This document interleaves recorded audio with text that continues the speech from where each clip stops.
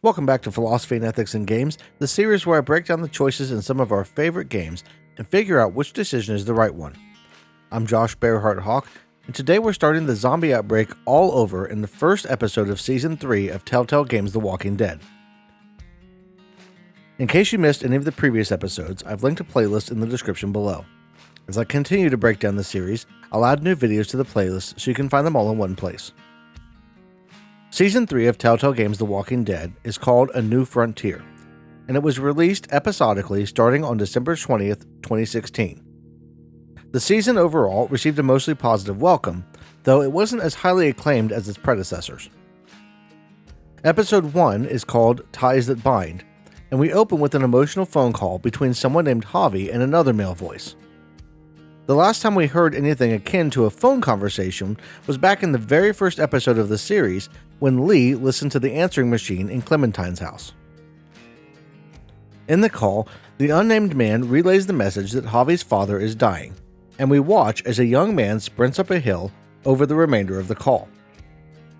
This is our main character, Javier Garcia. The other man on the phone is his brother David, who we see sitting on the porch of the family home as Javier finally arrives. David is having a drink, and he relays the news that their father passed away before Javi could get there. As devastating as that news is, it's clear that there's a lot of animosity on David's end of the relationship, as he punches Javi to the ground and starts opening up about how their father didn't even notice his presence at his bedside, with his focus being on Javier not being there. The family is apparently very close-knit, with Javier being somewhat of a black sheep that wasn't around as often as he should have been. Before David can beat his brother up too much, though, a young man named Gabriel appears at the doorway and asks what they are doing. This is David's son, and he helps to calm the situation as David clearly doesn't want his boy to see violence that he was involved in. As they settle down, David apologizes and the two make up. They're more or less typical brothers, fighting and making up over things that only make sense in the moment. I can honestly say that this opening reminds me a bit of my own childhood with my brothers for that aspect. We learn a bit about the characters as David admits that he was jealous of Javier in the past, which probably accounts for the way he acted when his brother arrived late to their father's passing, and he mentions that Javi has lost more than he'll probably ever have. We can assume that Javier was successful in some way that David hasn't been, but not much more is given before David's wife, Kate, shows up in the doorway to usher them inside. Javier gets an earful from his mother for not being there, and he's apologizing and consoling her as David's daughter, Mariana, comes out of the back bedroom with a cup, making her way to the sink and filling it before heading back toward the room. She's stopped by the rest of the family, who seems to think the young girl is simply unable to understand that her grandfather won't be waking up, and she informs them that he is awake. None of them can believe it, and they all make their way down the hall to find the old man, who they thought was dead, up and walking around.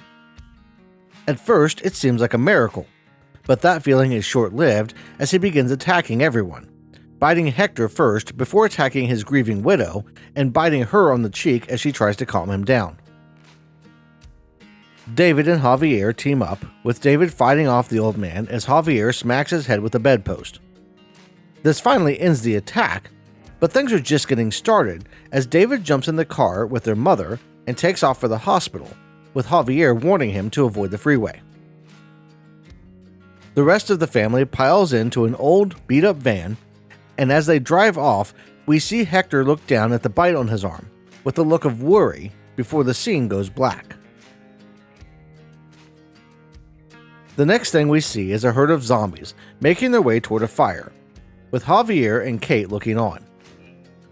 It's clear that a significant amount of time has passed, and as they climb back into the van, we can see that they've still got the children with them, but Hector is nowhere to be found. Food, cooking tools, and other supplies can be seen stored in various places in the vehicle, with the inference being that they've adapted to this new world quite well. They've been tracking the herd for a while, and both Javier and Kate seem tired as they light up a marijuana cigarette and talk during the drive away from the zombies. We find out more about the pair, including that Kate was the kid's stepmom, having married David despite her own reservations about being a parent. They also talk about the kids a bit, revealing that Gabe has become a moody teenager, with his mood swings making things tense at times. Before long, though, the kids are waking up and Javier is pulling the van into a junkyard for a supply stop. As Javier is looking for vehicles that still have enough fuel in them to siphon, he stops to talk to Kate for a minute, and she brings up a point that has probably crossed most of the survivors' minds at some point. There's gonna be a last one, you know? A last tank of gas, last piece of food. What if this place is empty? And the next, and the next? It's something that we didn't really talk about when we explored the idea of communities and whether or not rebuilding was possible. Being nomadic has its benefits. If you're always on the move, it might be harder for other groups to pin you down and steal your supplies. Running into random strangers is still a possibility, but if you're camped in one place for long enough, you raise the risk of scouts finding you and bringing larger groups to attack. It also means that you have more to scavenge, as clearing out one spot is fine since you'll be in another area the next day. But that is also one of the weak points. The further they get into the apocalypse, the less food there is to find no matter where they are. Other people will have raided a lot. Things that haven't been taken will degrade and become useless. Eventually, you find yourself in need of food with no way to get it. Staying in one place gives you the chance to grow what you need and set up a reliable source of water and other necessities. But as it is, they need to scavenge for now, and Javier soon finds himself going into another section of the junkyard with Gabe as they look for whatever they can find that might be of use. As they're exploring, they come across an old trailer that likely served as an office for the company at some point. A group had obviously taken it over and secured it, stocking up food and other supplies, and it appears it's been abandoned for a while. Kate and Mariana appear in the doorway just as Javi and Gabe are going over what all is there, and the kids beg to stay the night in the trailer. Everyone is ready for a break from the van, and with all the food, the place could be worth spending some time in.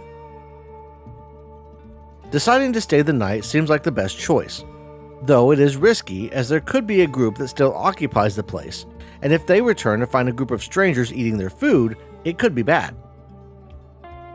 Either way, as Javi goes to retrieve the fuel that he'd been siphoning from an ambulance nearby, he's confronted by a group of men that look pretty angry to see him.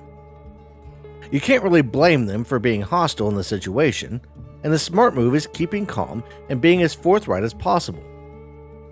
Being completely honest isn't an option, but you can choose to reason with them to keep the situation under control. Generally speaking, anyone who doesn't shoot on sight is either reasonable or has some really bad plans for the person they've caught, and it's best to assume the former as a means of prolonging your life. The men lead Javi into the trailer, where they expect to find whatever group he's with. But thankfully, Kate and the kids manage to disappear through a trap door in the floor before being seen. The leader of the group can tell someone else was there, and he even seems understanding in a way, before hitting Javier and telling him he thinks that he's lying about the people he's with. All in all, it seems like the group has been messed with before, and they aren't really willing to take any chances. The leader goes to grab some handcuffs, leaving Javier with one guard. That guard is sympathetic until he hears a noise beneath the floorboards and decides to see what's under the trap door. As he raises it up and spots Kate and Gabe, Javier attacks, eventually wresting the man's pistol from him and whipping him with it. Javier apparently has a lot of strength, because his pistol whip kills the guy. Before Javi can do anything else, the dead guy's buddies come in and knock him out. As he comes to, he finds himself in the cab of some kind of truck, being driven by one of the other guys from the group. The guy is upset about what Javier did to his friend, Lonnie, but he makes it clear that they have some kind of system for dealing with those kinds of things. Before he can elaborate, though, a tree falls across the road in front of them, and the guy winds up wrecking the truck into a ditch. He and Javier both manage to get out, but Javier winds up with the man's gun, and he has to choose to shoot him or spare him. In this situation, the right thing to do is spare the man. His group has shown mercy, despite what happened with Javier killing Lonnie, and the man even puts up his hands to surrender. Shooting an unarmed man, especially one that hasn't really wronged you, is not morally okay in any circumstance. But even as the man is running off, Javier's fortune doesn't seem to be going in the right direction, as someone behind him pumps a shotgun and forces him to drop his weapon. The voice of a young woman tells him to keep looking forward. As he turns around, he realizes she can't be any older than her teens, and she raids the vehicle he's been riding in before turning her attention to him, taking whatever valuable loot he might be carrying. He accuses her of robbing him, but in her view, she's actually taking payment for helping free him. As she's preparing to leave, he pleads for her help.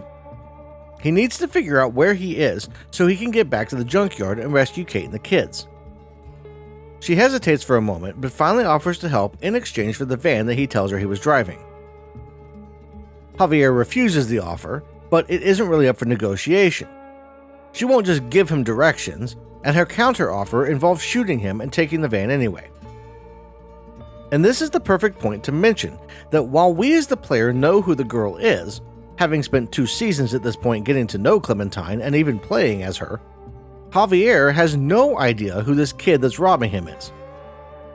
He just met her, and while he can assume she's got to be capable based on how she stopped the truck and held him up, he also wouldn't be willing to give up the vehicle that had been his family's home for several years. At this point, neither of them trust each other, and neither should. Trust is something that is built over time and experience, and it's something that is earned. As they walk, they run into a zombie that Clem manages to take down with ease. It's the first of what turns out to be the herd that Kate had been tracking, finally making its way to their location. As they try to make their way around the zombies, Clementine reveals that she's been alone for a while, and revels at how Javier could possibly have survived so long as part of a single group. This conversation brings us back to the discussion about going solo versus having a group. As we've seen over the first couple of seasons, groups haven't really worked out very well for Clementine. The first group that she was in fell apart over the course of a few months, and the second one she wound up in collapsed in just a few days. And the biggest problem many groups seem to face involves ego and leadership issues. Rather than working together toward a common goal, they often wind up with 2 or more people butting heads about how things should be done. But Javier and Kate have found a good balance and have managed to make the group dynamic work. A lot of this has to do with the fact that they were a family before the outbreak, with a long history together serving as a good foundation when society collapsed. They would have obviously had their disagreements, but they found ways to work them out and survive. Being a family pre-outbreak isn't really the whole reason they've managed to last as long as they have, though. It's all about the personalities of the people involved and how good those people are at setting aside ego when it comes to making things work. Ego is one of those things that can cause even rational people to act irrationally. When someone is convinced that they are right and sees being wrong as a bad thing, they will walk through fire and cut off their own limbs before admitting that they might be incorrect about something. When people are willing to set that aside, however, and work together on solutions, they thrive. Kate and Javier work as partners, and he's even willing to admit to Clementine openly that Kate did most of the work as they went along. Before they can reach the junkyard, the herd of zombies cuts them off, and they are forced to make their way to a nearby settlement that Clementine knows about. They get to the gate as it's closing, and they have to thin out the herd a bit before being let in. The name of the place is Prescott, and as nice as it might look, Clem says it's not a great place to stick around longer than necessary. They're stuck there until the herd passes though, so they decide to make the most of their time. Going into what appears to be the town saloon, Clem tells Javi to grab a drink and make some friends while she handles some business. She's traded with the guy there for some bullets that turned out to be duds, getting her nearly killed as they fought off the zombies at the gate, and she plans to confront him. As Javier wanders up to the bar, the bartender, Conrad, recognizes him, and we find out that Javi used to play baseball professionally but wound up being banned for gambling. This sounds a lot like a real-life situation with a player named Pete Rose, who received a ban for the same thing. That's not really pertinent to the story, just a fun fact that I found kinda cool. Before he can get a drink though, Javier hears Clem yelling at the man that she'd gone to talk to, and he rushes over to see what's going on. The man is denying selling her faulty bullets, and she's getting angry with him for what she sees as an intentional swindle. There's no way to really know for sure whether he traded the bullets in bad faith, and he's claiming that she could have even switched the bullets out for faulty ones to take advantage of him. As unlikely as that might seem, it can't be ruled out either from Javier's perspective. Again, he's only just met her, and she could be trustworthy or a complete liar for all he knows. She raises the gun and pulls the trigger, with a misfire showing her point about the bullets, but also showing a level of carelessness that should not be demonstrated. The man, angry that she would even dare to point the gun and try to fire it, gets up and pulls out a knife, lunging at her as Javier jumps in the way and holds him off. The knife nicks Javi in the eyebrow, but he's able to subdue the man and get him back in the chair. Realizing he's been beaten, the man offers to trade back the batteries that Clem gave him for the bullets. But she isn't happy with that plan and pulls the trigger again in frustration. This time, the bullet isn't faulty though, and a gunshot stops everyone in the bar in their tracks. As Conrad comes running over, Clem begs Javier to lie for her and say that the man was pulling a gun. The whole incident was an accident, but a very preventable one, as Clementine went way over the top in her anger and let her emotions get the best of her. Tripp, the guy who'd let them in the gate, comes around the corner, scolding them for firing a gun as a herd of walkers was lurking just outside the walls, only to stop when he sees the man Clem shot with a bullet in his forehead. He turns to Javi and asks him what happened. And this is another part where we have to put ourselves in Javier's shoes, and remember that he barely knows this girl. He's also shown himself to be pretty honest and well-intentioned, and telling the truth about the situation would be the most likely thing he would do. Clementine's not happy with Javier for doing this, but it's not like she intentionally was trying to kill the man. She made a mistake while trying to show him the problem with the bullets that he'd sold her. She needs to own up to it and understand that being truthful and trustworthy is important. The words Herschel Green shared with Lee all the way back in the beginning of Season 1 echo just as true now as they were back then. I don't know who you are or what you did. Let's say things don't get better back in the cities, or they get worse before they do. You're going to have to depend on the honesty of strangers if you're going to make it. And if those same people get to questioning yours, you're going to be in trouble. Tripp takes Clem outside to talk and tells Javier to find the community doctor Eleanor and ask her to fix up the cut on his eyebrow. Officially, she's an EMT, but she knows her stuff and she's willing to help with his injury as well as his need to get back to Kate, Gabe, and Mariana. During the conversation, she mentions something about Clementine that I think is worth noting. She says there's something cold behind the girl's eyes. It's something that we would know based on what we know about everything she's been through. But to see someone else mention it reinforces that this is not the same Clementine we met all those years ago.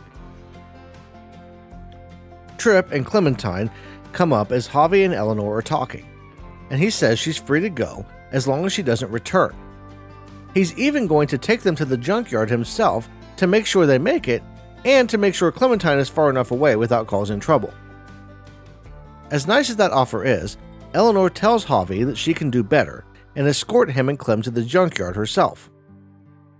While Tripp wasn't planning on taking them until he's sure the herd is gone, Eleanor is willing to leave before dawn and mentions that she can help in case Kate or the kids need any medical attention. Leaving with Eleanor means getting back to his family sooner, and that makes the most sense from Javier's perspective. Once that decision is made, Clementine rebukes Javier for not backing her up. She's upset at him, but she was in the wrong and he doesn't owe her an apology for doing the right thing. Eleanor has a few patients to check on before they all leave though, and as she goes to do that, Clementine decides to take a nap and treat us all to a flashback. She's dreaming about her time in Wellington. It's obviously been a few months, as AJ is sitting up on his own and coloring. He looks to be at least a year old, and Clementine even notes that Edith thinks that he should have been speaking by that point. He's drawing a picture that's supposed to be Clementine, and as she's trying to get him to say her name, the sound of chaos erupting outside interrupts them. Edith comes to the door and tells her to pack and be ready to run, as a group they'd had prior trouble with returned with a large number of armed people and started attacking. Clementine has a few short moments to pack as she hears the attackers talking about how desperate they were and blaming the people of Wellington for their ailments. Edith returns just as Clementine is finishing up packing and grabs AJ before leading the way out of the settlement. They're almost home free when one of the bandits notices them and fires several shots.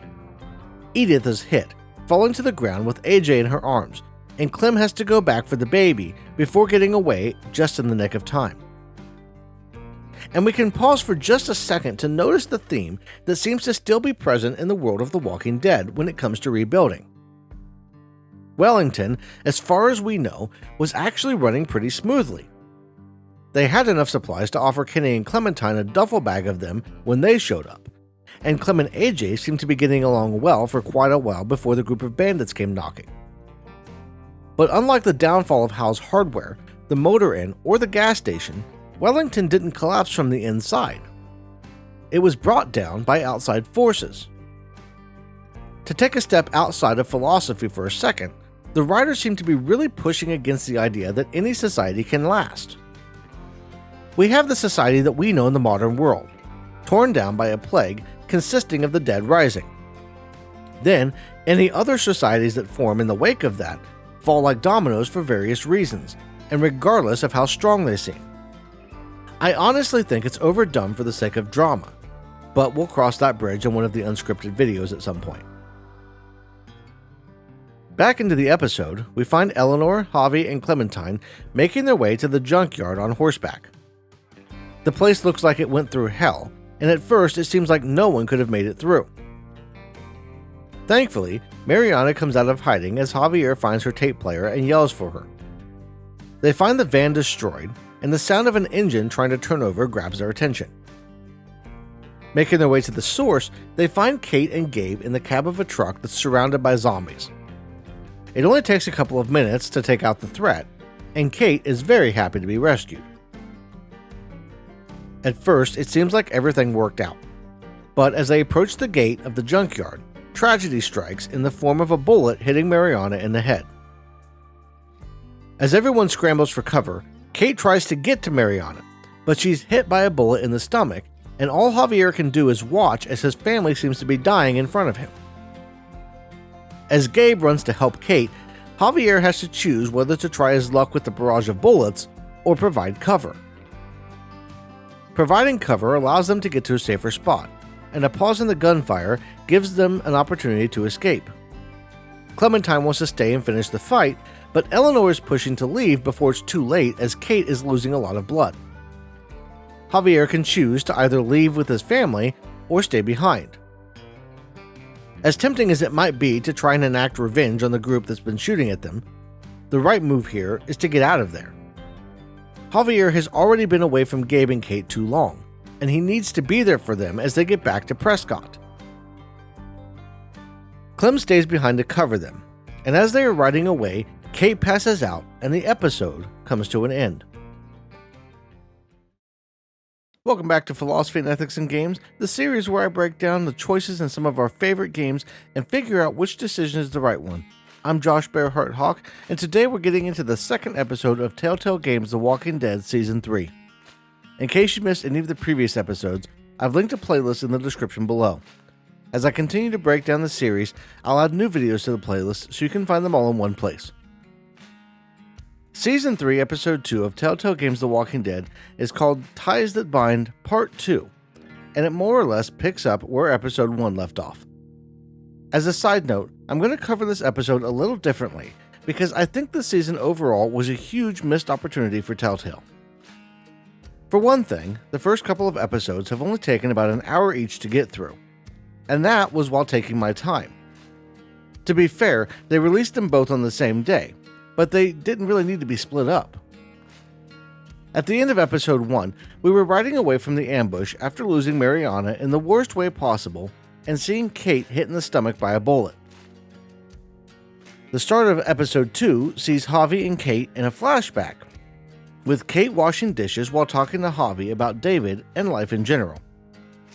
We learn that she is not happy in her relationship, and she even hints that she wants to travel the world with Javier. As they're talking, Kate drops a glass in the sink and cuts her hand. As Javi is helping her with the cut, David walks in and the scene gets awkward quickly as he tries to figure out what's going on and gets upset about Kate breaking his glass. The scene itself wouldn't have been too bad, as it shows a dark side to David that will come into play later.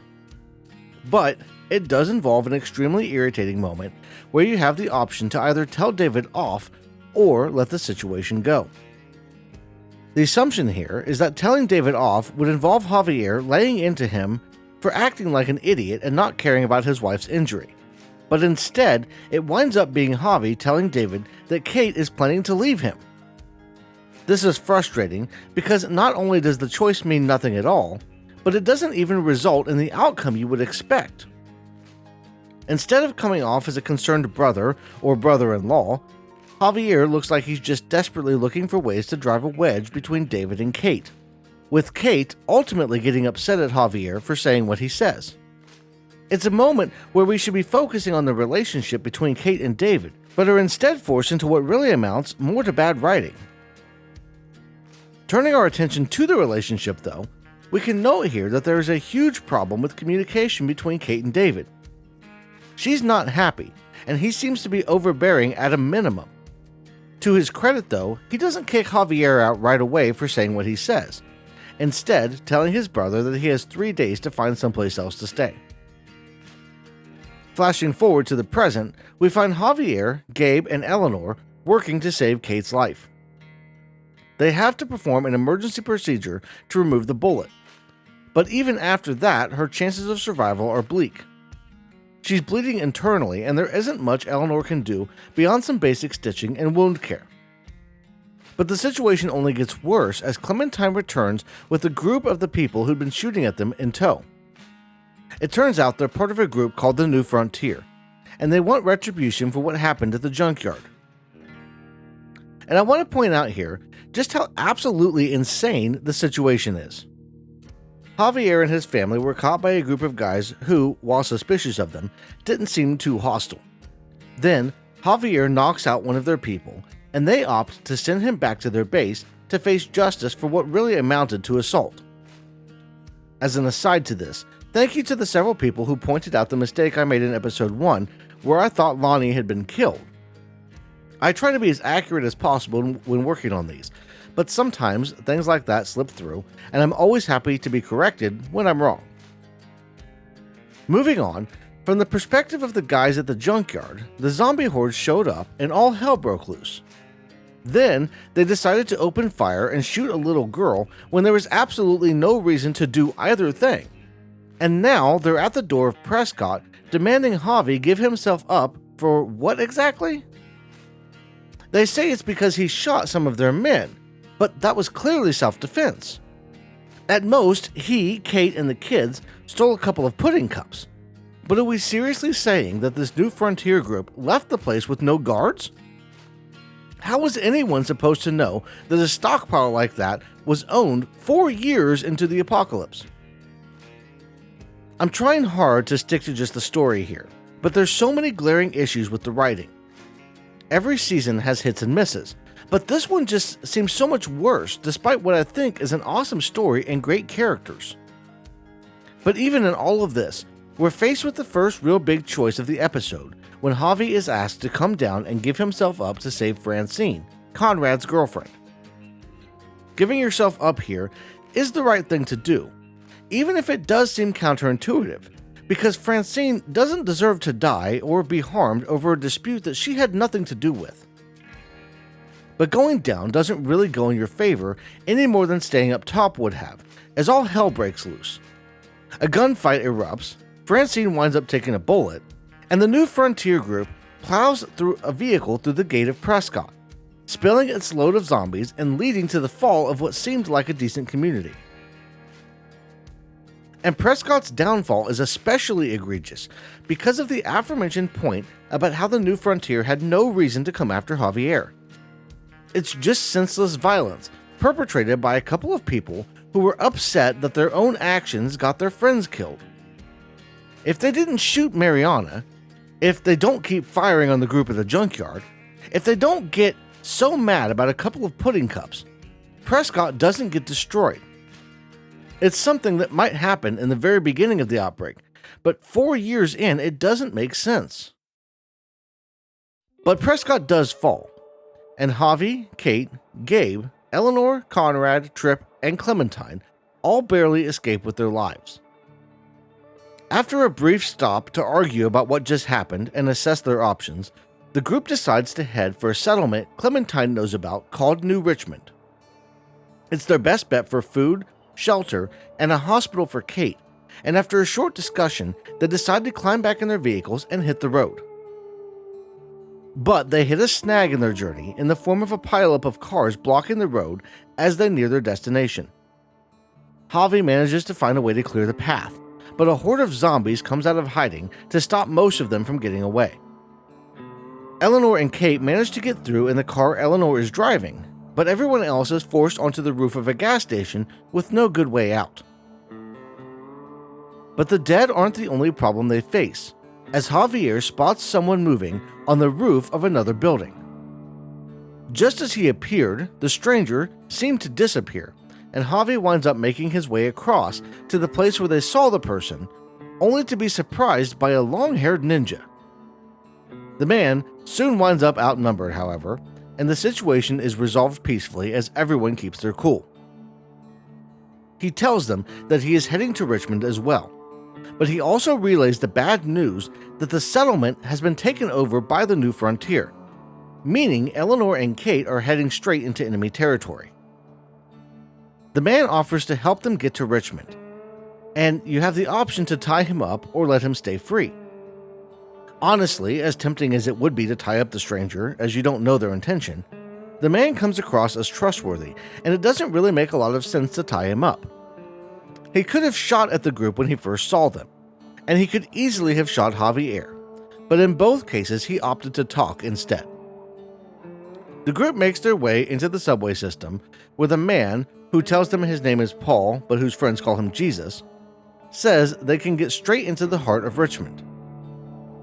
But before they can get too far, Clementine reveals to Javier that she was part of the New Frontier in the past. We see in the flashback how she first met a girl named Ava, who was part of the group, and Clementine insists that not all of them are like the ones the group has been running from. Javier has a little time to mull this information over as the group finds a small horde of zombies hiding in the tunnel and has to escape to the relative safety of a subway car. As they are about to leave the car and make their way back above ground, however, Conrad decides to call out Clementine. He'd overheard her telling Javi about the New Frontier and her association with it, and he decides that she would be the perfect pawn to ensure their safety.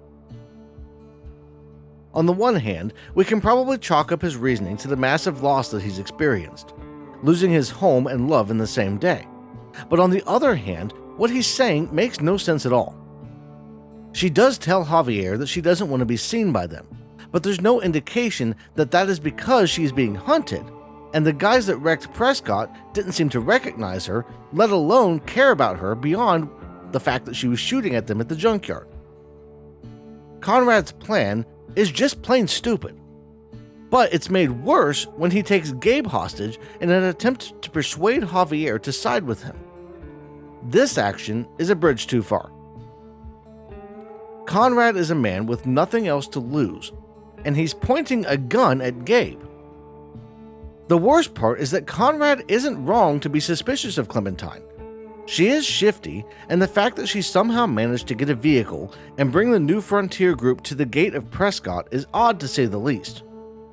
It is possible that she was working with them all along, and that she was somehow helping them, but that is a massive stretch considering how she saved Javi in the first place. Not to mention, the animosity the group has toward Javi is manufactured for the sake of drama. The idea that there would be some kind of conspiracy involving her and the New Frontier is absurd to say the least. But any argument Conrad has is blown up as soon as he points the gun at Gabe. We have to decide whether to shoot Conrad or take Clementine hostage, and the rational thing is shooting Conrad. Whatever Clementine might have done, or whatever leverage having her with us at the gates might bring, Conrad crosses a line, and it can't be explained by his desire to make it to Richmond and make it inside because he doesn't have anyone there to save, and why in the world would he ever want to live amongst a group that had killed his girlfriend and wrecked his home? Maybe he wants revenge, but even that doesn't justify taking Gabe hostage.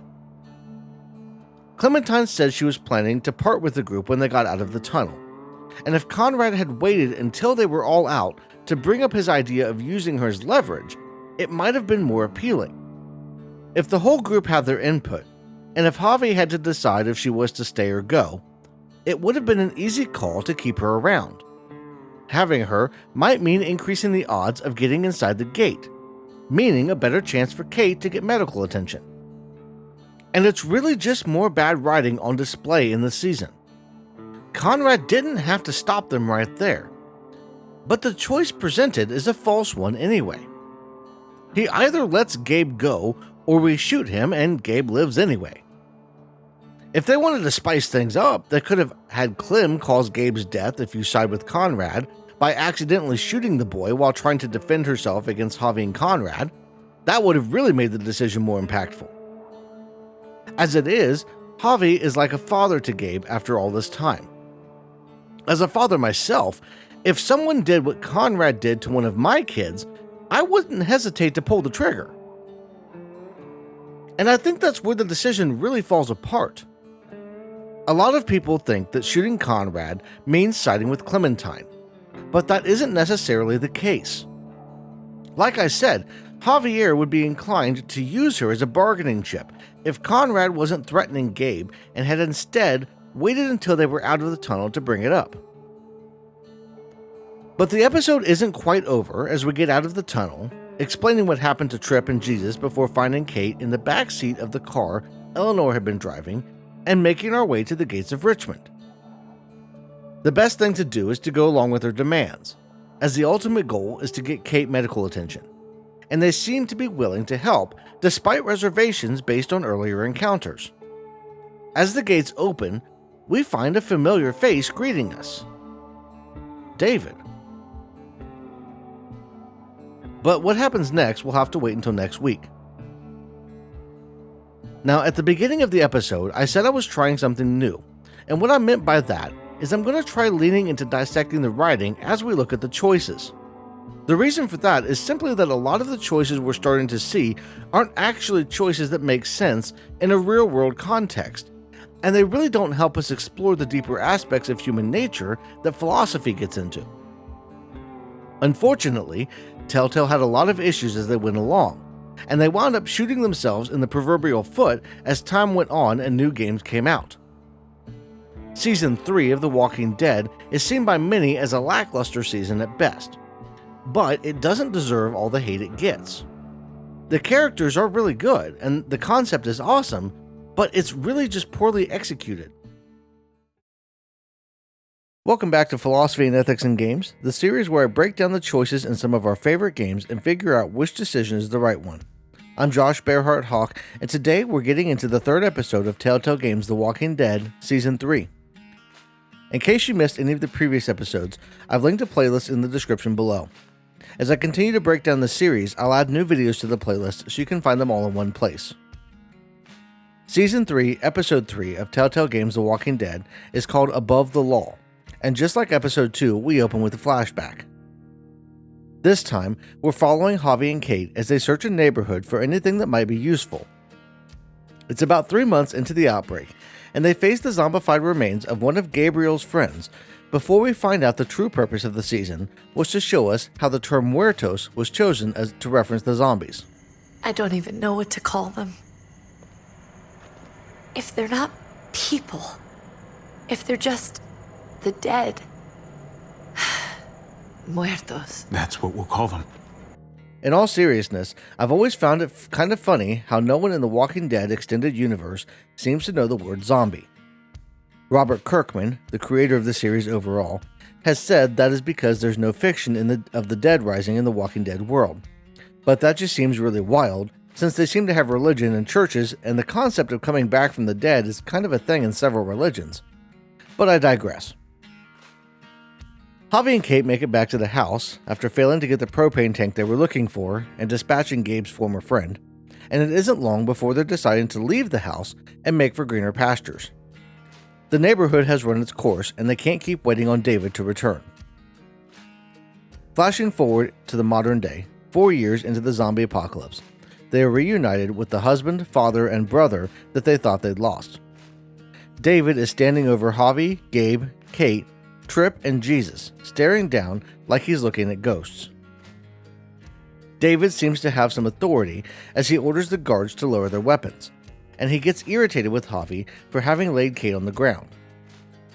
Javi explains the situation, and David picks up his wife before heading inside with her and Gabe, while Javi, Trip, and Jesus are escorted to a holding cell. From his initial interaction, it appears the New Frontier, the group that's in charge of Richmond, has a well-established system for handling newcomers. We find out from Eleanor, who's waiting for the group in the holding cell, that she was allowed to enter, though she wasn't allowed to go back for Kate, being told by the guards that they'd go and find the woman. This tells us that they do accept outsiders, at least at times, and that they tend to lean into some kind of process when it comes to accepting those people. But they didn't send anyone looking for Kate. Now, this could be because they were worried about some kind of trap or ambush. Or it could be that they didn't believe Eleanor, or that they simply don't want to waste time or resources on an outsider that they assume was a lost cause. Whatever the reason, the group's connection to David seems to buy them at least some respite, and before long, David is leading Javi to see Kate. The town doctor, Lingard, has managed to stabilize her, and she's asking to see Javier. On the way, David asks Javi about what went down with Mariana being shot, and we learn what happened with David and their mother when they left the house. He'd been forced to leave the city, and wound up uniting with some of the members of his old army unit to survive. The visit to the hospital is short, but Kate manages to get a few minutes alone with Javier by faking pain, and she expresses a desire to leave Richmond as soon as possible. It's clear that she doesn't like the rigid structure of the place, and it gives her a bad feeling. And we'll pause for a moment to dig into that a bit. Javi, Kate, and the kids have spent the better part of 4 years roaming freely around and doing as they pleased. It wasn't always easy, but they had fallen into a routine, and things were going as good as they could have been up until the run-in with what would turn out to be the New Frontier troops at the Junkyard. Going from that level of freedom to any society that even resembled the old way of doing things would be a shock for most people.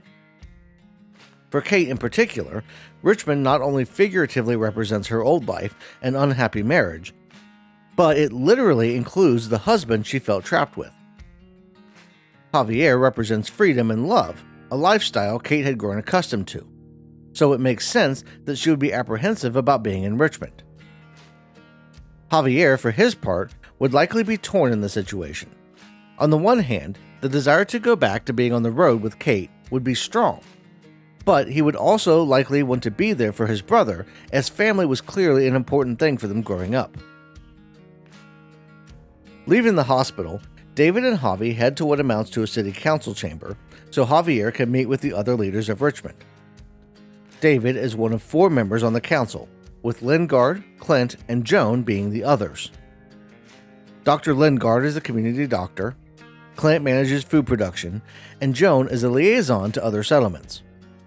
They supposedly handle all decisions as a group, but as we'll find out, there's a lot more politicking to it than any of them would like to admit. The group seems to be a self-appointed government of sorts, believing their work to get the community started entitles them to be leaders.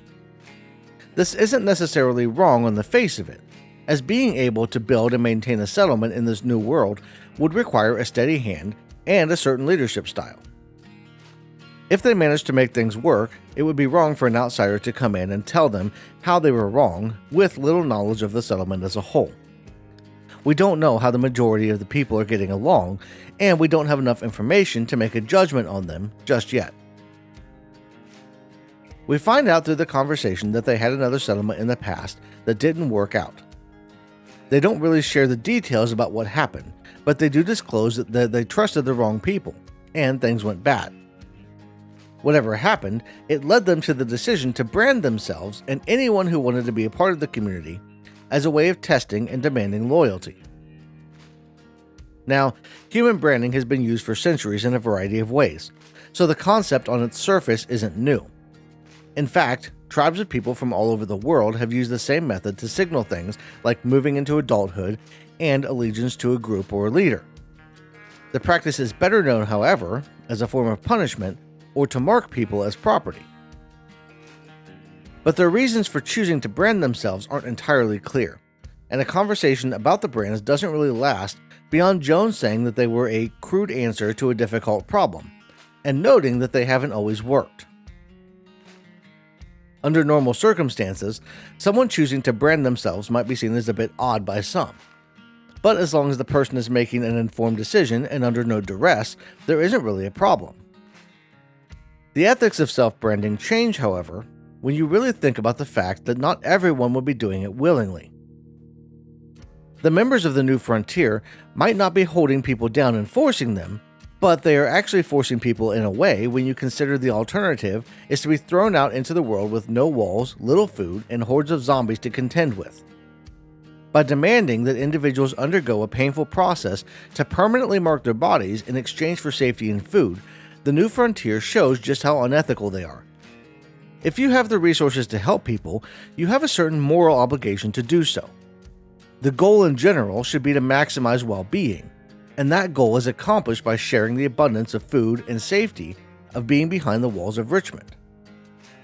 While screening potential new members makes sense, as you don't want to let someone who is actively going to cause harm into the community, telling them that they will only be able to join the community and receive food and shelter by accepting a brand from a hot iron goes too far.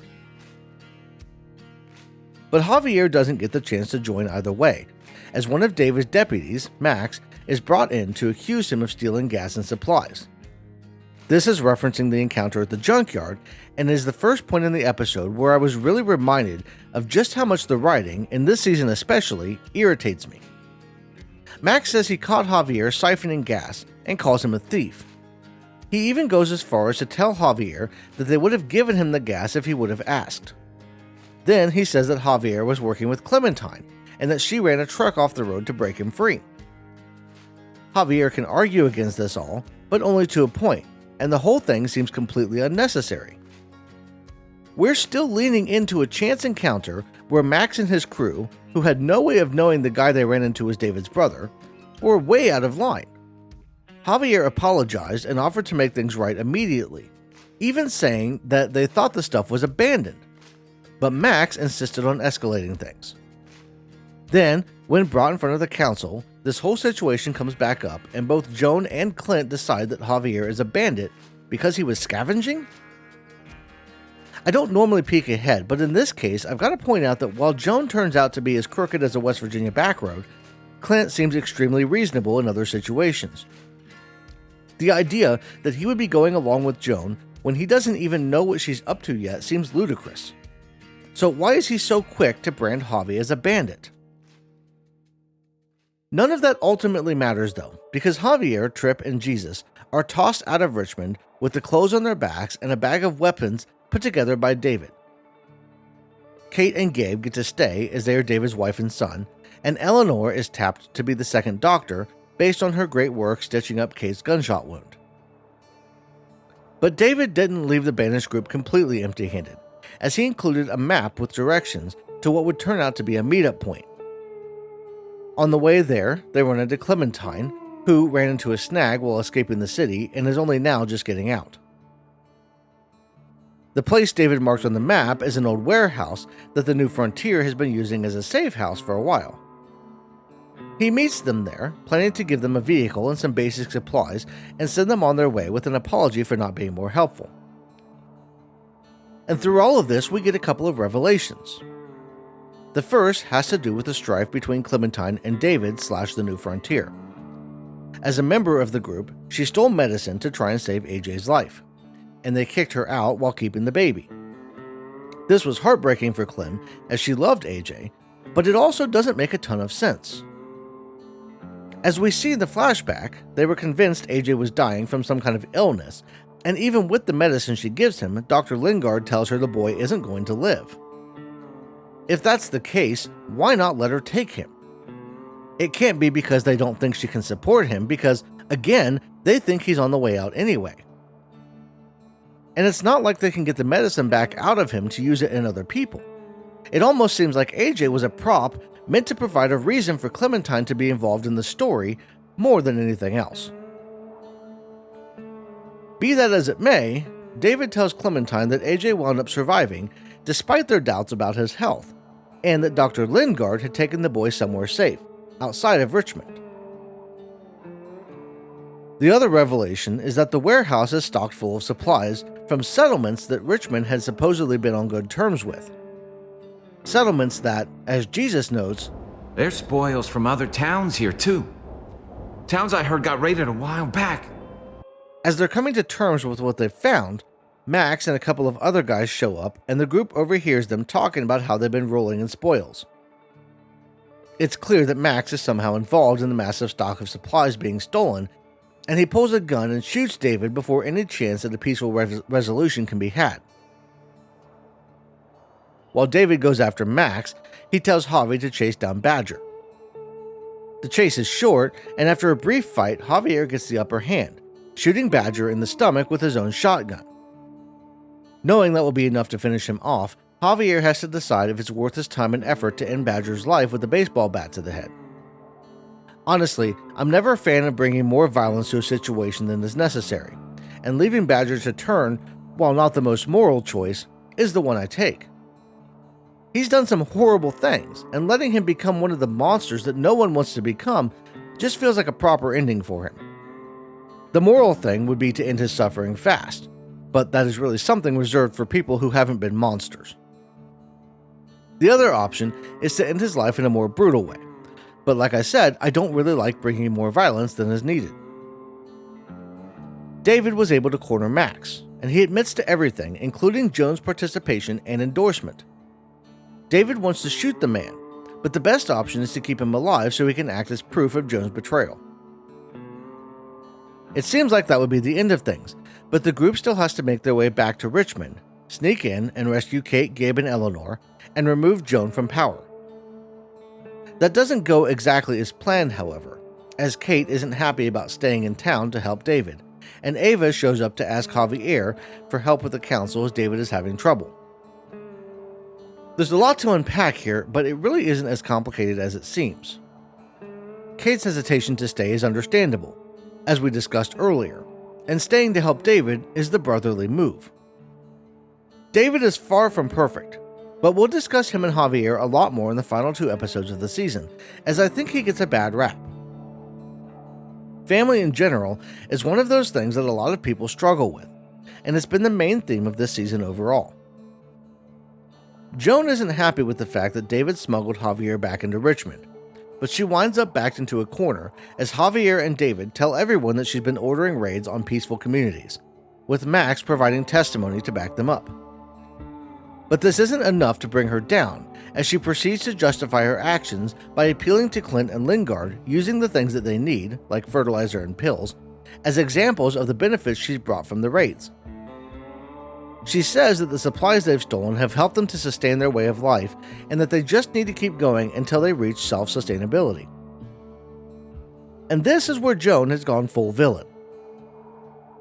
She is justifying killing others as a way to help lift themselves up. Rather than working together with those other communities and finding beneficial trades, she's just taking what she wants with no regard for how it hurts their supposed partners. She thinks that because they lost people, because they were unable to sustain themselves in the past, that they are justified in committing atrocities. I would love to say that there is some moral gray area here, that her reasoning makes sense from an ethical standpoint, but it really doesn't. Raiding other settlements and stealing supplies from them is never okay. Might does not make right.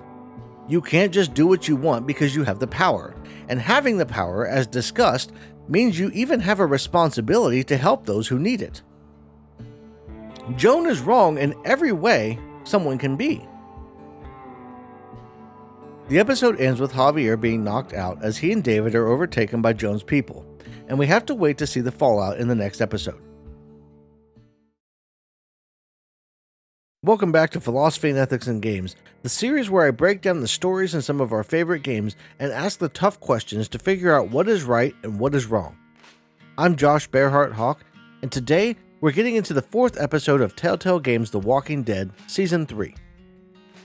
In case you missed any of the previous episodes, I've linked a playlist in the description below. As I continue to break down the series, I'll add new videos to the playlist so you can find them all in one place. Season 3, Episode 4 of Telltale Games' The Walking Dead is called Thicker Than Water, and as the tradition of the season dictates, we get a glimpse into the past as the episode opens. This particular flashback involves Javier and David hanging out at a batting cage in a park, with sounds of children laughing and people enjoying a day out ringing all around. There's a level of animosity between the two, with David clearly upset about something he doesn't seem to want to talk too much about. The conversation is interrupted by a kid who seems really desperate for an autograph from Javier, and I can't help but think about how difficult it would be for him to handle that kind of attention when he's just trying to spend time with his brother. I was never one for celebrity worship, though I can understand the allure of wanting someone you look up to sign something or acknowledge your presence. That being said, I have Javi turn down the kid out of spite for the interruption. As the conversation progresses, they eventually exit the batting cage, and we learn that David isn't happy being home with Kate and the kids. He misses his time in the military, and he wants to go back to active duty. He sees himself as a soldier and not really much else, and he's convinced that going back to that life would be better for everyone. And this is the first glimpse we get into David's real personality. He sees himself as a protector, a warrior, and he feels like he's failed in everything he's tried to do outside of that. He and Kate fight constantly, and he doesn't really connect with Gabe or Mariana. We also know from prior episodes that he feels like his parents, especially his father, see Javier as the favorite, and he thinks he's a failure as a son because Javi gets the attention despite not being around as much for the family. David gets a lot of hate overall, but honestly, he's not as bad as he's made out to be. He takes a really bad turn at the end of the final episode, and that's something we'll cover more in depth when we get there. But he does really care for Javier, Kate, and the kids. I'll stand by what I said in episode 3 by pointing out that he is far from perfect, but no one is perfect, and we really need to acknowledge that fact if we're going to keep looking at these characters. Moving back into the modern day in Richmond, Javier and David are shoved into the city jail following the events from the end of episode 3. Clint is riding hard on Joan's bandwagon as he argues with the pair that she just wants them to cooperate and obey the laws. But that's not really an option anymore, as she seems to be operating above any laws that she might be trying to enforce. Once Clint leaves, the brothers spend a few minutes talking about the situation, and it's clear that David is worried about Kate and making sure her and Gabe are safe above all else. This is the warrior mentality kicking in, the drive to fight for something, and he seems dead set on getting them all out of Richmond. I don't often talk too much about the choices in the individual conversations, but I do want to point out something here, because I think one of the biggest problems I've seen when people are debating whether any character in the series warrants hate or love is a lack of empathy when deciding what to say to various characters. For instance, a lot of the people who hate Kenny or Jane from Season 2 focus on the reactions they got when picking the worst possible dialogue choices, and how those choices mounted over the course of the season to create their chosen monster in the end. The same is true here for David. If you select choices based on your dislike of him because you think he treated Kate poorly in the scene with the broken glass, instead of coming at the dialogue choices from Javier's perspective as a brother from a genuinely tight family, you're going to wind up with a really bad relationship between Javier and David. The ultimate outcome might not be that much different, But the attitude and the way the story plays out is very different. And this is where I want to say that while I can point out all day long how poor many of the writing decisions in Season 2 and 3 are at times, there's a depth to these characters and seasons that you only get if you actually use empathy and try to put yourself in the shoes of the characters you're playing as.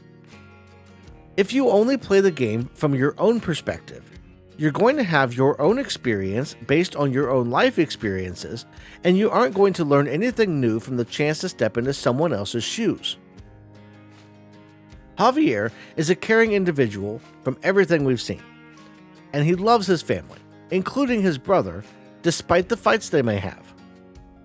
He wouldn't be giving David extra hate and pushing him as far as some of the dialogue options might suggest. And David feels the same way toward him.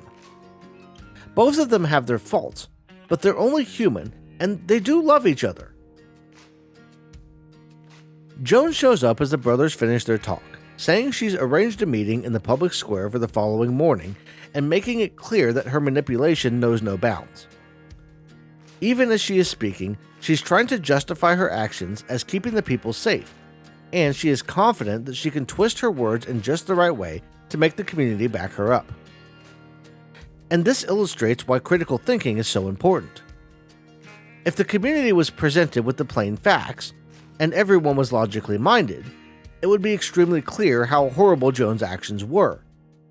She ordered the slaughter of innocent people in other communities and took supplies with no regard for the well-being of anyone but herself. But we know how these things usually go. The charismatic leader makes sure no dissenting voices can be heard before spinning their own narrative to the group in a way that will appeal to their fears and needs. Her plan is to do the same thing she did with Clint and Dr. Lingard, telling them about how the raids were necessary and making them seem like the best means to the end of having Richmond become a self-sustaining beacon. But we're getting ahead of ourselves as Joan winds up taking David to, quote-unquote, ask him some questions, and Javi is left looking for a way out of the cell. He gets out with some help from Gabe before making his way to Eleanor's apartment, where Kate and everyone else are holed up.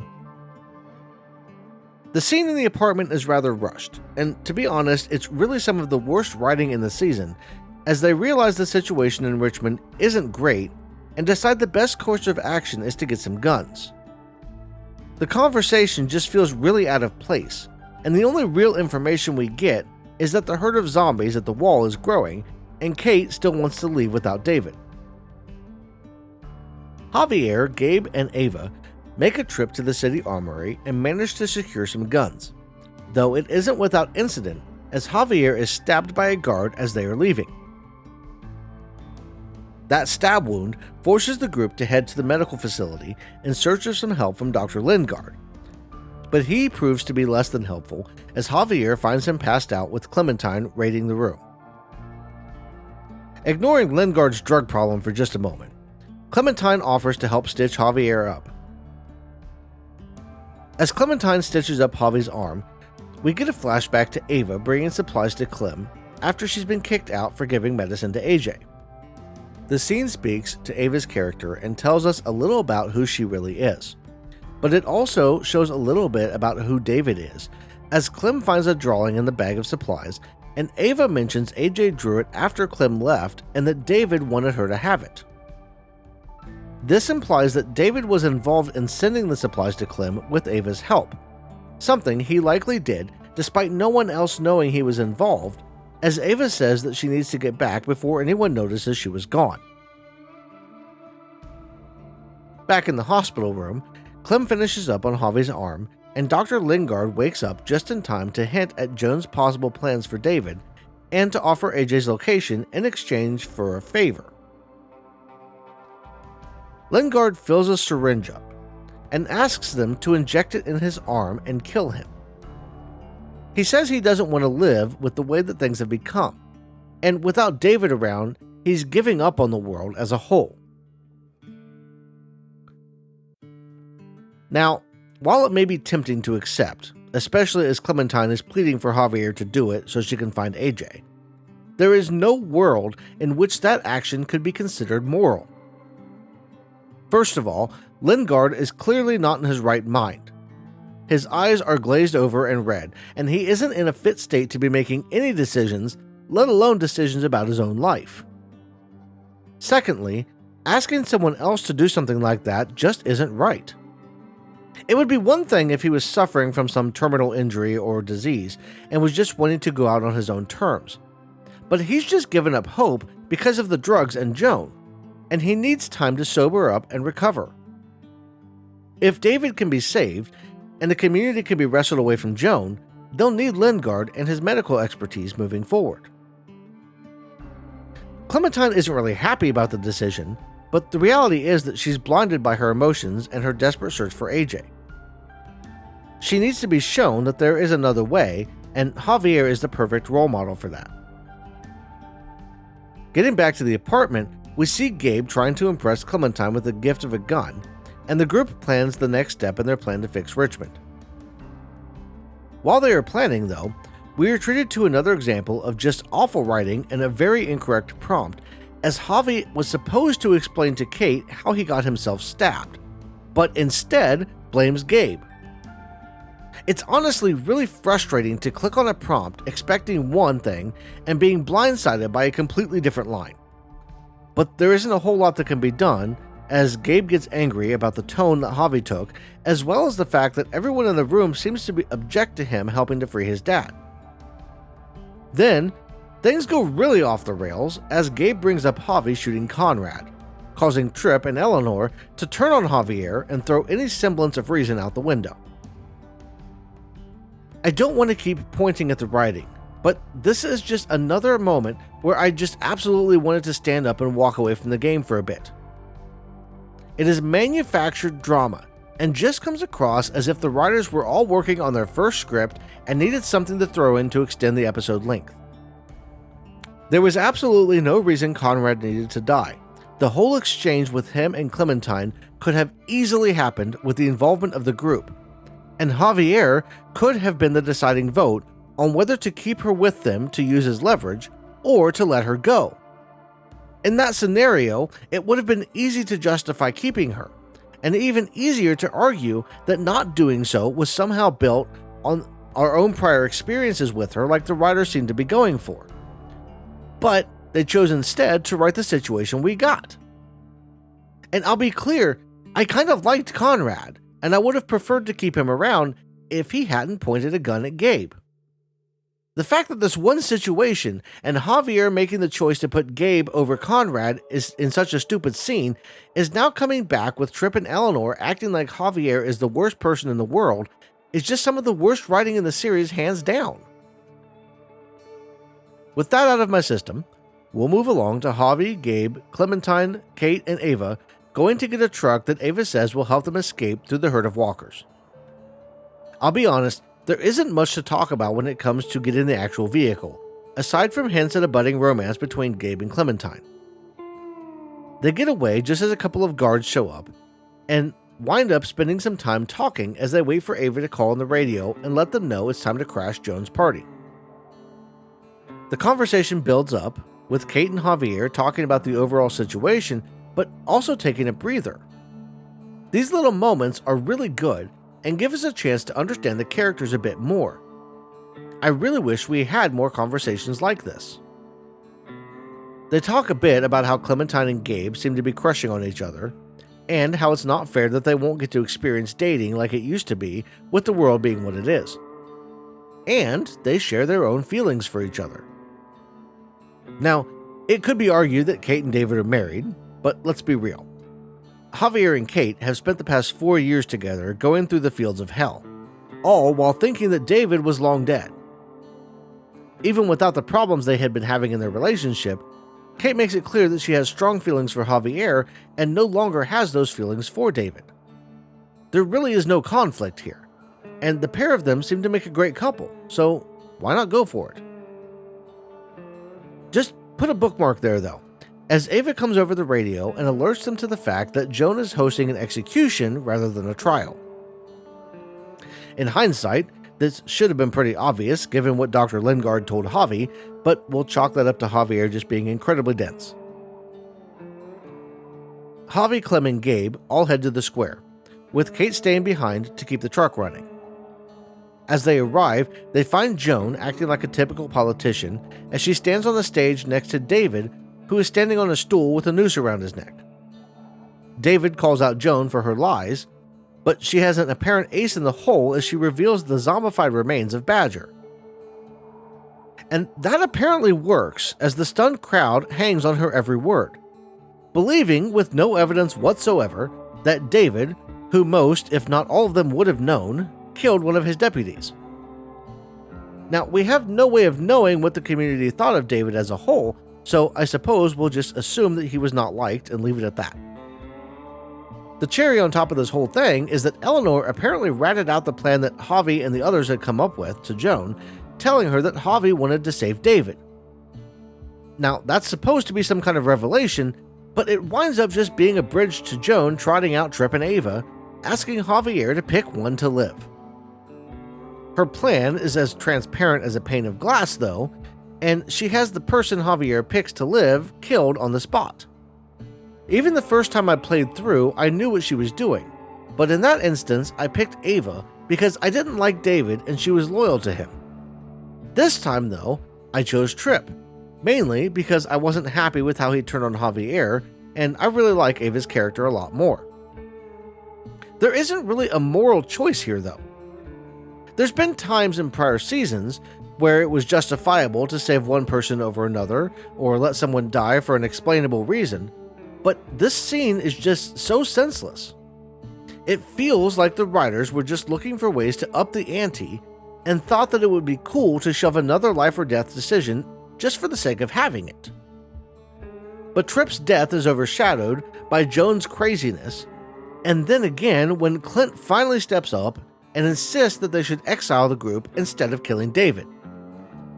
Awful nice of him to say something after they'd already committed one atrocity.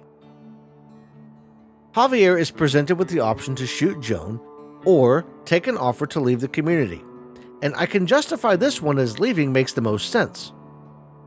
Take the win, with the only casualty being Trip, and live to fight another day. Joan's true colors have come out in front of the whole community, and it's only a matter of time before they turn on her, with Clint and Lingard there to pick up the pieces. That would be way too easy though, and the whole plan goes out the window as David uses his freedom to take Clint hostage and cause all hell to break loose. There's gunfire and people being killed left and right as they try to flee before David shoots Clint point blank 3 feet in front of Gabe, covering his son in the man's blood before taking off in search of Joan. There's general chaos and pandemonium, and the episode ends with Kate plowing through clouds of tear gas in the truck and barely missing Javi and Clementine before smashing into one of the external walls. As zombies come pouring through the new opening, the truck starts leaking gas. Fire from a Molotov cocktail ignites the fumes, and as Javi watches in horror, the truck explodes. Welcome back to Philosophy and Ethics in Games, the series where I break down the stories in some of our favorite games and ask the tough questions to figure out what is right and what is wrong. I'm Josh Bearheart Hawk, and today we're getting into the final episode of Telltale Games' The Walking Dead Season 3. In case you missed any of the previous episodes, I've linked a playlist in the description below. As I continue to break down the series, I'll add new videos to the playlist so you can find them all in one place. Season 3, Episode 5 of Telltale's The Walking Dead is called From the Gallows, and we once again dive into the past as the episode opens with a flashback. This time, we join Javier and David as they play dominoes with their father around the kitchen table. There's some light banter and some below-the-belt jabs from David about Javier's financial situation, but the scene ultimately is meant to show us how Javier and David found out about their dad being sick with cancer. He's chosen not to undergo therapy, and his plan had been to keep the information from his family. All things considered, he seems to be rather lighthearted about the whole thing. Even so, David is extremely upset with his father for hiding the news. Now, medical issues are typically a really touchy thing, but I can understand where their dad is coming from to a point.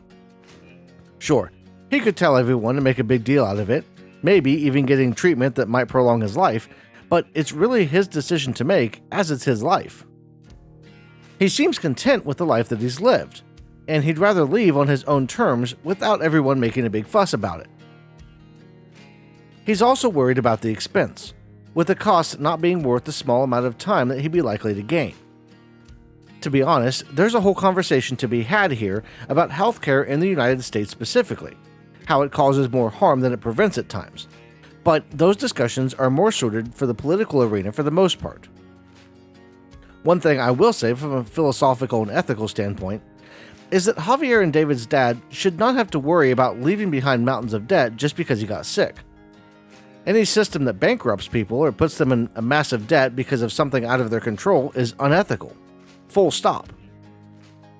This is especially true when the resources exist to cover these costs. Healthcare should never be hidden behind a paywall, and we need to do better.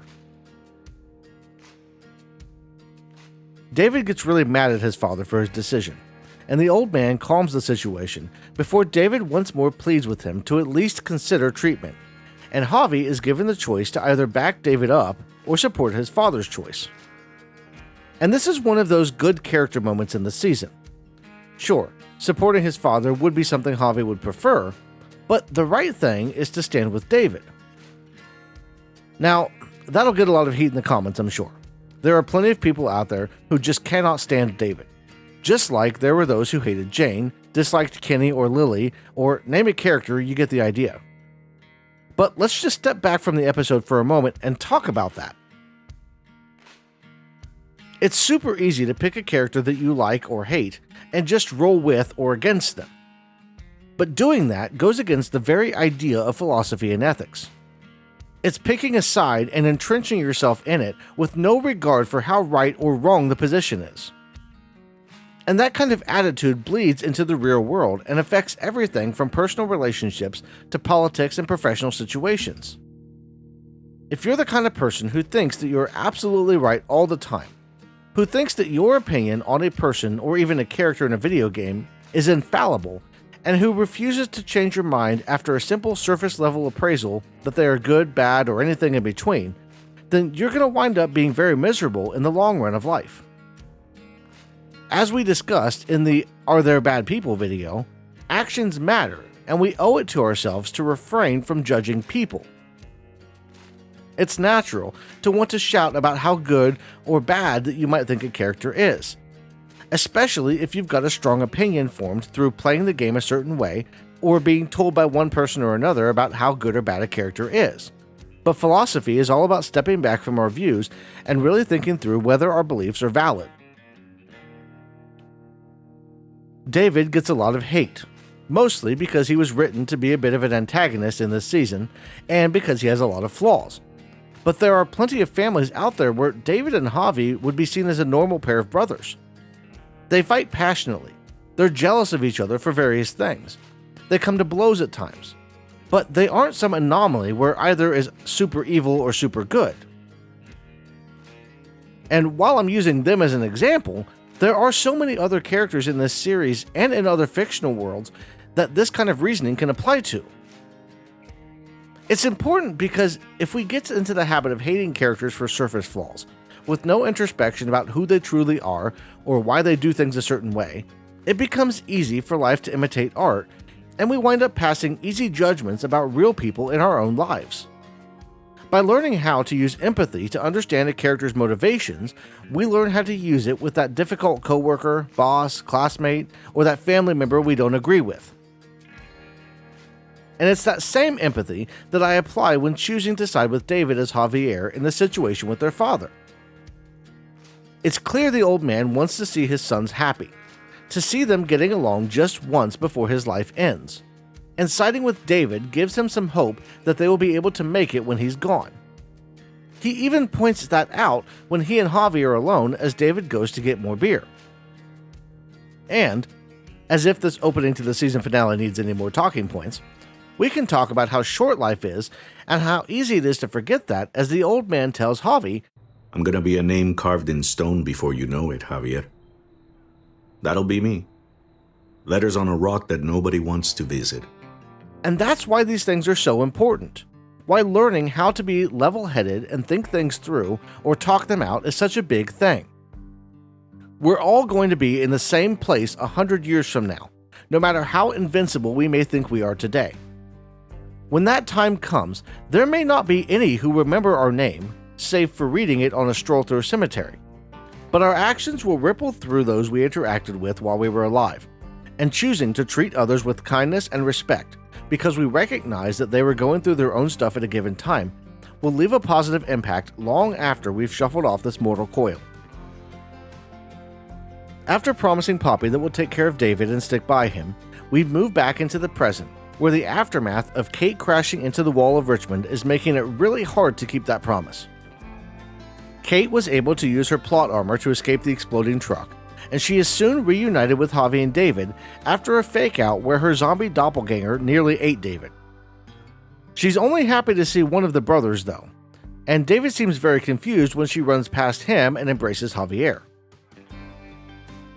Even as the lovers celebrate, David seems to be either incredibly dense or in some kind of denial as he saves them from an approaching zombie and reminds them to focus on their surroundings. After saving Gabe and Clem from a group of zombies, they make their way into an apartment building and we get the first real sign of trouble as Gabe rips into his father for turning into a cold-blooded killer. Once that's over, David, Gabe, and Clementine go down to secure the building and make sure no other entrances are compromised, and Javi and Kate go upstairs as Kate grapples with her guilt over the wall being breached. If she hadn't tried to be a hero, things might not have gotten so bad, and she blames herself. Now, her actions did directly contribute to the zombies getting in and probably got a lot of people killed, but there was so much more that led up to that happening that we can't really put the whole thing on her. It goes back to the ripple effect we talked about.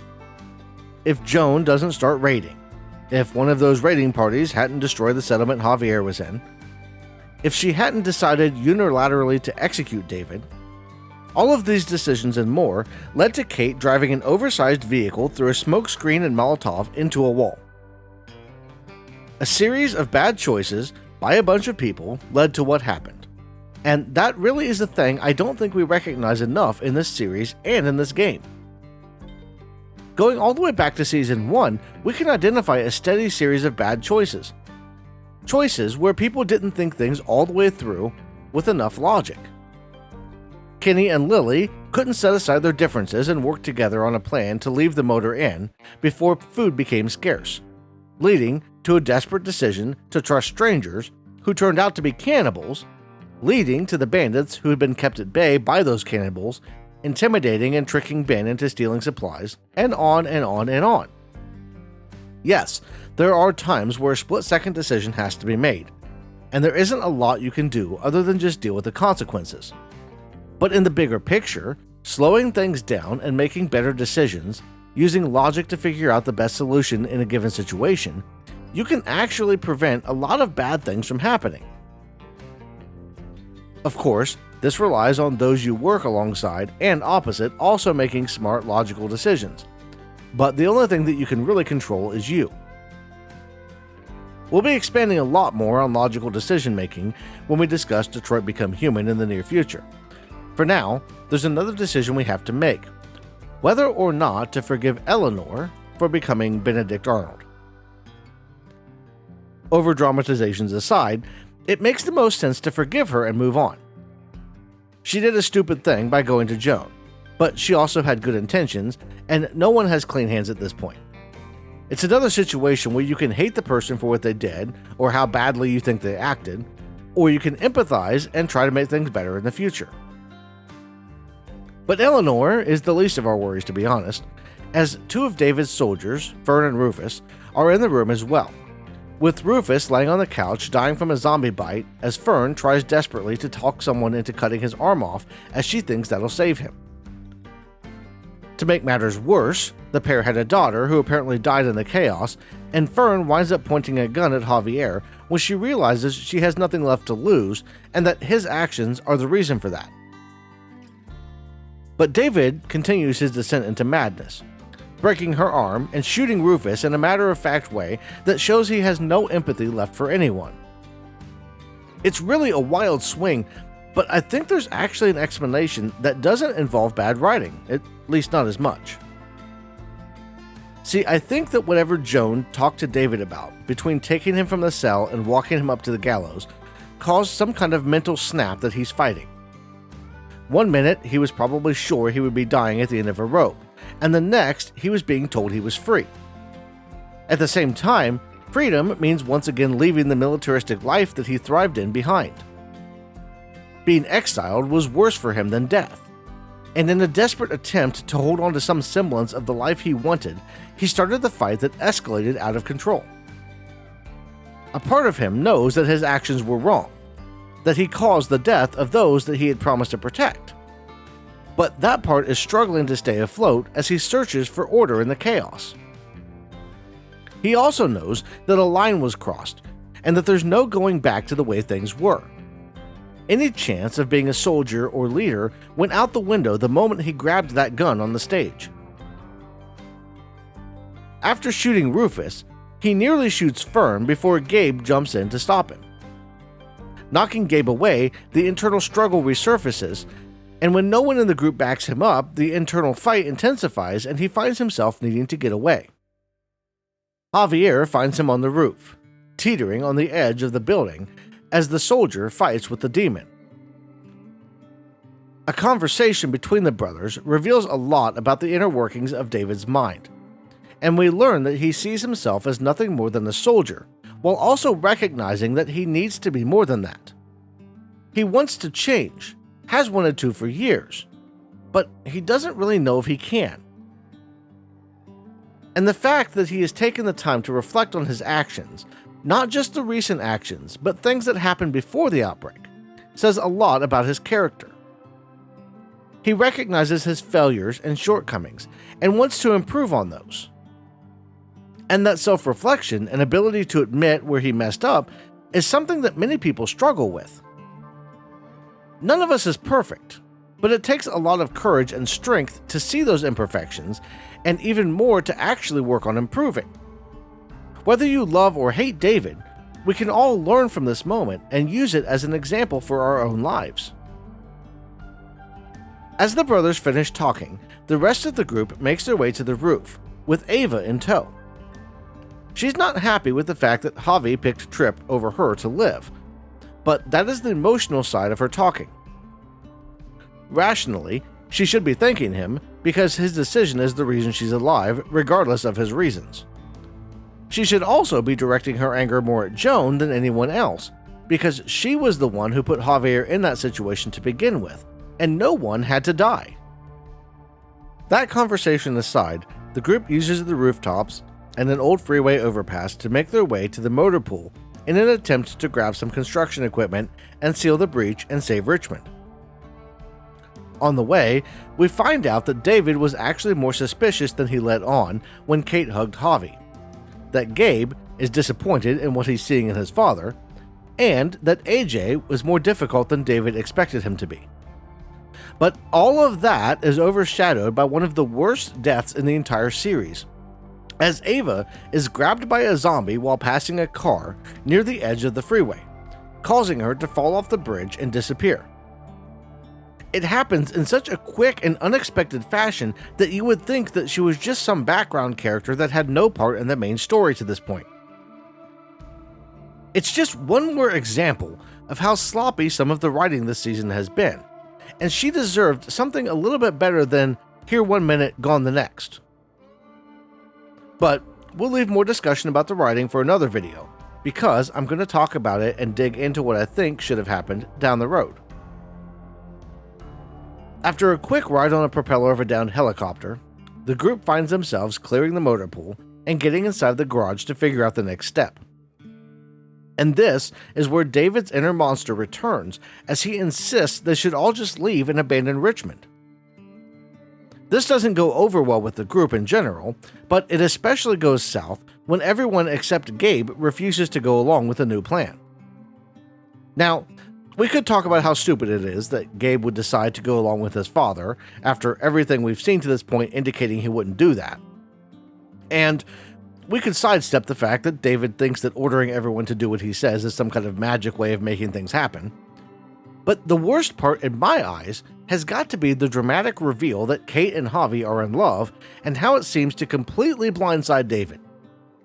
Here's a man who spent years assuming his family was dead, has said he knows how bad he was at being a father and a husband, knew that his relationship was in trouble before the dead started rising, and saw the way that Kate ran for Javi instead of him earlier in this very episode. Not to mention, he knows that the pair have spent the past 4 years together thinking he was dead. And now you're telling me he didn't once think that maybe Javi and Kate were in a relationship? David has got to be the most blind character in the history of media when it comes to relationships and how they work. That aside, I do actually like how the next part plays out with David's inner demon taking over as everything hits him all at once. His life has crumbled for a second time, and he just snaps and starts attacking Javier. And as Javier, you have the choice to egg him on and fight back, or honor your promise to your father by responding with love rather than punches. The moral thing to do is to let him hit you. I can already hear the pushback from people in the comments on this one. Javi doesn't deserve to be beaten. David is a monster. Javi needs to fight back and not risk being killed. But in reality, the only way Javier holds the high ground is to not give in to the temptation to hit his brother. This is where we remember that empathy we talked about earlier and put ourselves in David's shoes. That can be incredibly hard, just as it was when we examine someone like Carver or Larry, because it's easier to just write them off as bad people than it is to actually examine their motivations. David, for all his faults, does love his family. He mourned when he thought they died at the start of the outbreak, and his only thought was keeping them safe when they showed up at the gates of Richmond. Even as Javier was being kicked out, David was breaking the rules to try to give him food and supplies as well as a vehicle to help him survive. He makes plenty of mistakes, but he's also been through hell and he has a ton of unresolved trauma that drives those bad decisions. Yes, he likely would have killed Javier if not for Clementine's intervention. But Javi is also a fully grown man who can defend himself and is capable of taking that beating to prove a point in the same way their father was able to handle the pair of brothers insisting he seek treatment at the beginning of the episode. That aside, the confrontation brings the attention of zombies they distracted earlier, and the group winds up back in the garage, with David shutting the door on Javi, Kate, and Clem as he and Gabe stay outside and escape in a pickup truck. And now we have the biggest choice of the season, as Javi has to decide to either go after his brother or go with Kate and try to save Richmond. This isn't really a difficult choice though, as going after the two people who chose to leave doesn't make as much sense as going to try to save Richmond. The only reason to go after David and Gabe would be to get a certain outcome based on knowing what was going to happen, which Javier would have no knowledge of. David is capable of protecting Gabe, and Richmond needs more help in the moment. Clementine goes after Gabe and David while Javi and Kate make their way through the zombie herd on a bulldozer in what would undoubtedly be one of the most fun ways to get through the horde of zombies. They run into Jesus and a group of men on horseback as they approach the gate, and after getting inside and plugging the hole in the wall, the group is able to re-establish order and save the community. Clementine manages to catch up with David and Gabe, but it turns out they didn't get far as David crashed the truck as zombies overtook them. His injuries wound up being fatal, and Gabe had to put him down, but not before he told Gabe to relay a message to Javi, saying, Take care of each other. Kate and Javi make their way to the site of the crash, collecting David's dog tags and burying them as they say their goodbyes. The episode ends with a little retrospective on the events of the season, and with Kate and Javi planning for the future. We also get a chance to help Clementine by cutting her hair, and Dr. Lingard reveals AJ's last known location to wrap everything up in a decent bow. This season was probably one of the most difficult to cover in some ways, because of the poor writing and missed opportunities. But there was still plenty to talk about and learn from. We've got one more season to cover before starting into a new game in the Philosophy and Ethics series here on the channel, and I'm actually looking forward to a change of scenery. That doesn't mean we'll be done completely with The Walking Dead though, as there are still a ton of topics to cover in regards to the series. But it does mean we're going to have a lot of new situations and characters to talk about. But I want to know what decisions you made and what brought you to those decisions in the comments below. Did you go after Gabe and David? How did you handle the relationship between the brothers? Really put some thought into it and share your reasoning, as well as whether you think the decision you made was the right one or the wrong one. This series is all about asking the right questions and finding the best solutions.